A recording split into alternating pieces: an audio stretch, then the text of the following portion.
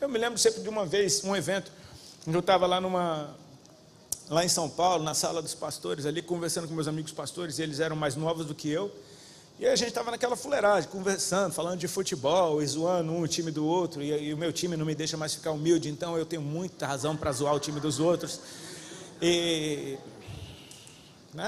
eu não sei nem como é que eu estou aqui pregando, porque minha soberba está num nível muito alto.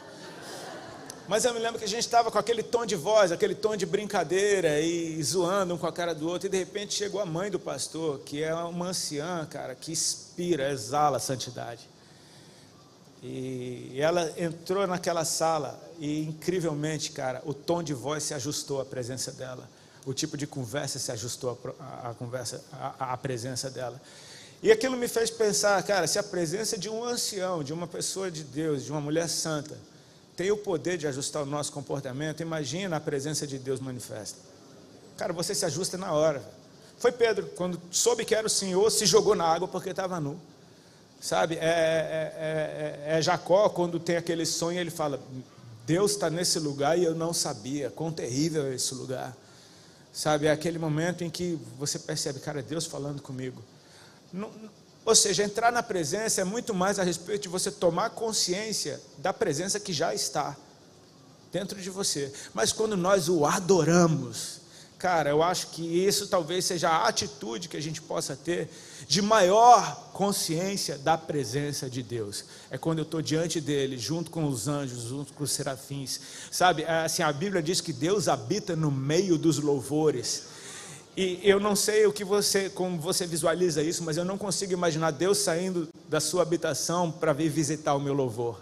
Ele habita no meio dos louvores. Eu acho que é muito mais, eu quando louvo e eu adoro, eu entro nesse lugar onde Ele está, onde Ele habita, junto com todos os meus irmãos ao redor do mundo, que em espírito estão adorando também, junto com todos os seres celestiais, sabe, é quando céu e terra se juntam em adoração, sabe, é o céu declarando que a terra está cheia da glória do Senhor, ou seja, o céu vê a gente de outro jeito, cara, e eu quero estar nesse lugar, amém? Ou seja, essa entrega é o que me transforma, porque é impossível você ficar igual depois de um momento como esse. Como diz aquele louvor, quem já pisou no Santo dos Santos em outro lugar não sabe viver. Minha esposa alertou para um perigo, eu lembro de uma pregação dela que ela falou, a gente não sabe viver, mas aprende, então é fundamental a gente continuar entrando na presença, porque a gente se acostuma, amém? Então assim, o que é que eu quero talvez trazer como fundamento aqui para o cumprimento desse maior e grande mandamento? Vamos por partes. Tudo isso começa porque Ele nos amou primeiro, amém? A Bíblia é bem enfática quando ela diz, nós o amamos porque Ele nos amou primeiro.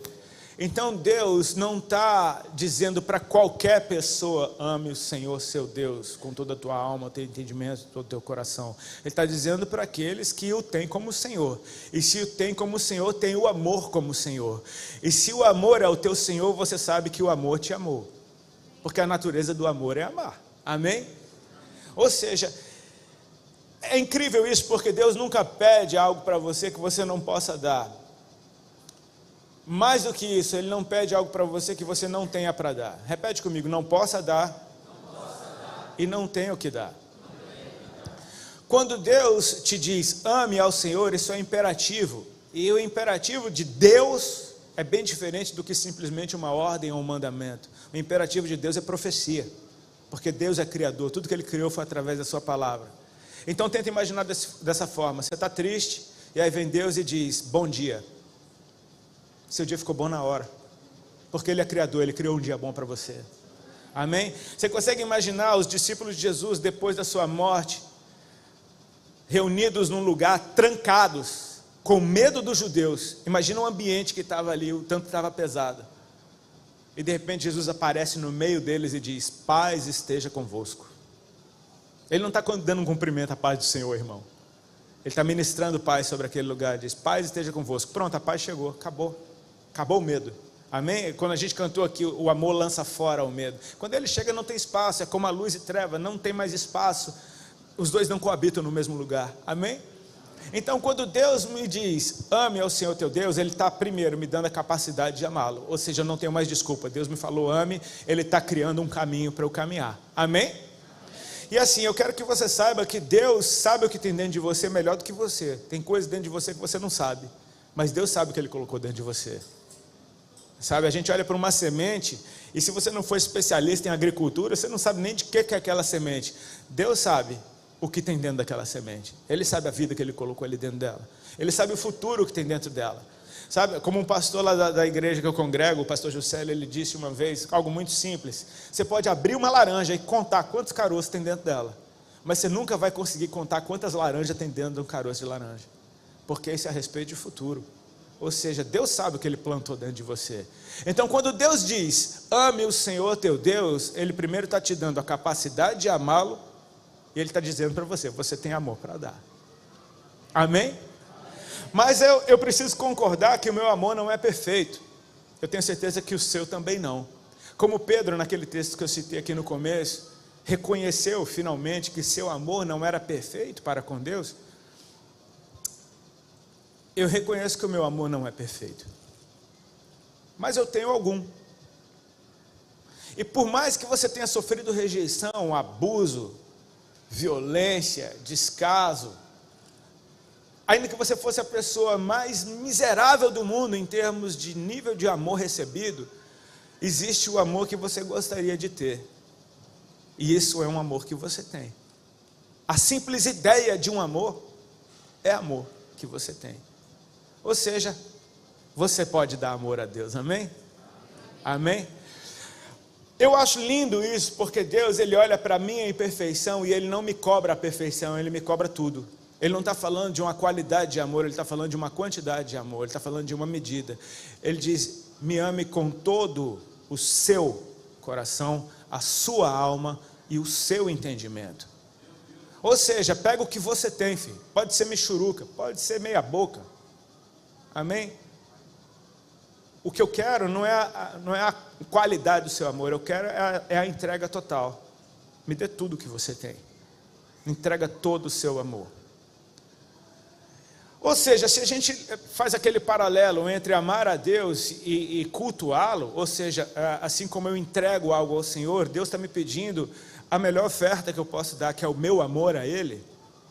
Eu preciso entender que quando eu entrego algo para o Senhor, eu estou dizendo que isso agora é dele, amém? Mas Ele é dono de todas as coisas. Cara, se eu der todo o tesouro do mundo para Deus, Ele não fica mais rico, porque o tesouro do mundo já é todo dele. Amém? Não é a respeito dele ter o que era meu, para eu ficar sem. É a respeito de que quando eu amo o amor, em primeiro lugar, eu estou estabelecendo um relacionamento. Fala comigo, relacionamento. Se o amor me amou primeiro, e essa é a razão de eu poder amar de volta, Ele me amou e eu o amei de volta, eu estabeleço um relacionamento com Deus, e isso é a primeira coisa que Deus quer contigo, é um relacionamento, amém? Não é a respeito dele ficar só te amando e você nunca amá-lo de volta. É a respeito de um relacionamento. Quem é casado entende isso. Não dá para ser uma via de uma mão só. Fidelidade é das duas partes, respeito é das duas partes, honra é das duas partes, cumplicidade é das duas partes, que não haja segredos. Eu abro o meu coração para você, você abre o seu coração para mim. Eu creio que isso é o que acontece na presença de Deus. Sabe, aquela passagem de Isaías, não o 9, mas o 6, quando Isaías tem aquela visão do trono de Deus, enchendo o templo com as orlas do seu manto, ele vê os serafins voando acima do Senhor, e ele diz, cada um tinha 6 asas, com 2 cobriam o rosto, com 2 cobriam os pés, e com 2 voavam. E sabe, a gente já ouviu tanta pregação sobre isso, e eu acho fantásticas todas delas, porque a gente fala o que significa a asa cobrindo o rosto, a asa cobrindo os pés, e as outras duas, os primeiros 2 pares de asas, eles estão bem específicos, estão servindo para cobrir pés e rosto. E o terceiro par de asas mencionado, ele está sendo descrito como servem para voar. Mais uma vez o Senhor me chamou a atenção, porque não para o que essas asas estão fazendo, mas o fato delas não estarem escondendo essa parte. 2 cobrem os rostos, 2 cobrem os pés, e com 2 voam. E quando voam, meu irmão, meu coração fica exposto. É esse momento em que na presença de Deus, cara, não tem mais segredo, já não tem mais mentira. Meu coração está aberto diante de você. Uns clamam uns aos outros, santo, aquele que está no nosso meio. Sabe, entre eu e você, quando há um relacionamento sadio de amor, nossos corações estão abertos, já não tem mais segredo, não tem mais nada, é um relacionamento. Quando eu estabeleço um relacionamento com Deus, é incrível, porque aquilo que eu entrego para Ele, você acha que Deus te amou primeiro, e agora Ele está dizendo, me ame de volta, e pronto, agora você ficou sem amor? Porque finalmente você deu o amor de volta para o amor, e agora pronto, você não tem mais amor, porque você deu todinho para Deus. Não, Deus não para de te amar. Amém? Então, quando Ele te ama, depois de você amá-lo de volta, você tem ideia de que esse amor fica ainda maior? Porque o que Pedro aprendeu naquele dia, encontrando com Jesus, é que o filéu dele um dia ia ser ágape. Amor é algo que quando você exercita, ele cresce, e quando ele cresce, ele nunca mais encolhe. Sabe que nem aquela meia ruim, você veste e ela alaceia, aquela camisa que a gola fica... O amor, um paralelo bem ridículo, ele é assim, uma vez que você estica, ele nunca mais volta para o lugar. Eu tenho uma família de amigos lá no Brasil, o pai deles faleceu de Covid em fevereiro. Um homem que todo mundo concordava que ele devia ser um anjo disfarçado, sabe? Porque aqueles caras irrepreensíveis. E a gente não sabe o que dizer no momento em que irmãos estão de luto e sofrendo dessa forma. O melhor que a gente faz é fazer o que a Bíblia mandou, chora com quem chora. Eu fui lá chorar com eles, fui lá dividir essa carga. Quando você chora com quem chora, a porção de choro que era todinha daquela pessoa, agora é um pouco sobre você também. Você alivia a outra pessoa quando você chora com quem chora. A pior coisa é todo mundo chorando e você se alegrando. Não. Você compartilha daquilo. Mas Deus me tocou para falar uma coisa para eles. Cara, tenham bom ânimo, porque o amor que vocês amaram o seu pai aumentou enquanto vocês oravam para ele ser curado. E esse amor que vocês agora têm, agora é de vocês. E vocês têm muito mais amor do que vocês tinham antes. Esse amor nunca volta para o lugar do mesmo jeito. Ele está sempre crescendo. Sabe, ele precisa ser regado. Ele precisa ser regado. Então Deus, Ele está me dando uma dinâmica de como fazer o meu amor crescer. Como é que você faz um amor crescer? É amando. Assim como um atleta que vai para a academia e ele está treinando aquele músculo, cara, quanto mais ele malha, mais aquele músculo cresce. Quanto mais ele malha, mais aquele músculo cresce. E é uma coisa muito cruel, porque você treina 3 anos seguidos, fica forte, você parar de treinar 1 mês. Cara, perdeu tudo, velho. É muito injusto isso, né? Não dá para ficar. Ou seja, o amor, ele chega num patamar em que ele não volta, mas você precisa continuar exercitando ele. Porque a natureza dele é se expandir e aumentar, amém? E eu não sei você, mas eu gostaria de ter mais amor do que eu tenho. Então Deus está me dando uma medida. Me entrega tudo que você tem, porque eu vou continuar te amando. Ou seja, você entrega e você recebe de volta. É uma das coisas mais incríveis que eu tenho experimentado na vida com Cristo. É essa coisa doida de quando você entrega algo para Deus. Cara, parece que quando Ele vê a tua entrega genuína, Ele te devolve na hora. Cara, é Abraão recebendo uma direção de Deus, me dá o teu filho Isaac, teu único filho. E ele vai lá, meu irmão, sem titubear, vai matar o menino. E quando está para descer o cutelo no menino, o anjo fala, para. Agora Deus já conhece teu coração, tem ali o cordeiro. O menino foi devolvido da mesma hora. Ou seja, aquele cara que já estava morto no coração de Abraão, ressuscitou. Ali, amém? Ali tem a ressurreição de um filho. Deus está usando isso daqui para falar alguma coisa, amém? É incrível porque quando o anjo fala, para, tinha um cordeiro preso no madeiro.